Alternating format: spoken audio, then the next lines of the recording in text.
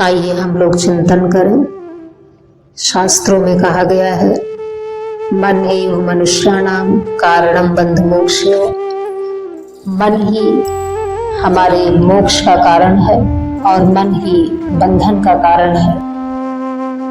अगर मन को हम ऊर्ध्वगामी कर दें, मन को ईश्वरोन्मुख कर दें, आध्यात्म पथ की तरफ मन के स्वरूप को मोड़ दें, तो वही मन हमें मोक्ष प्रदान करता है।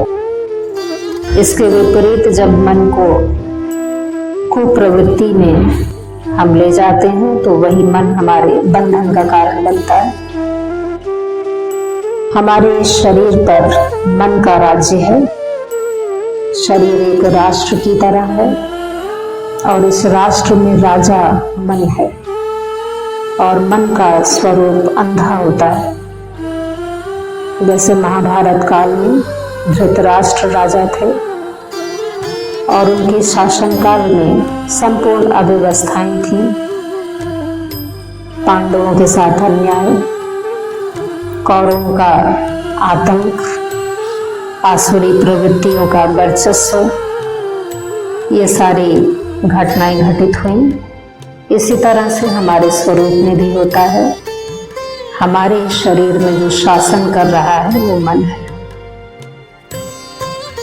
इस शरीर राष्ट्र में जब तक अंधा मन शासन करता है तब तक इस शरीर में विभाजन होता है, खंडन होता है, समस्याएं आती हैं, हर प्रकार की विपत्तियां आती हैं, जिसको काम, क्रोध, लोभ, मोह, मद मत्सर, शरीर में आदि व्याधि, भय, ये सारी घटनाएं घटित होती हैं।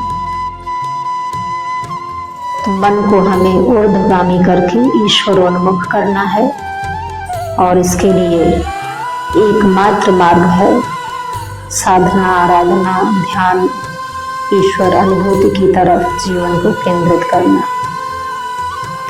क्रिया योग ध्यान के अभ्यास से जब हम अपने इस शरीर में बहने वाली प्राण शक्ति को ऊर्ध्वमुखी करते हैं और उसको मेरुदंड में विद्यमान खट चक्रों के ज्ञान प्रकाश के साथ संयुक्त करते हैं, इस अंतर यात्रा के द्वारा हमारा मन मोक्षगामी होता है।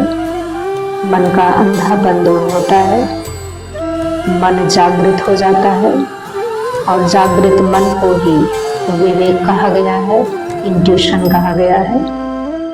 ऐसी स्थिति में हमारे स्वरूप में, शरीर राष्ट्र में विवेक का साम्राज्य, सत्व बुद्धि का साम्राज्य स्थापित होता है।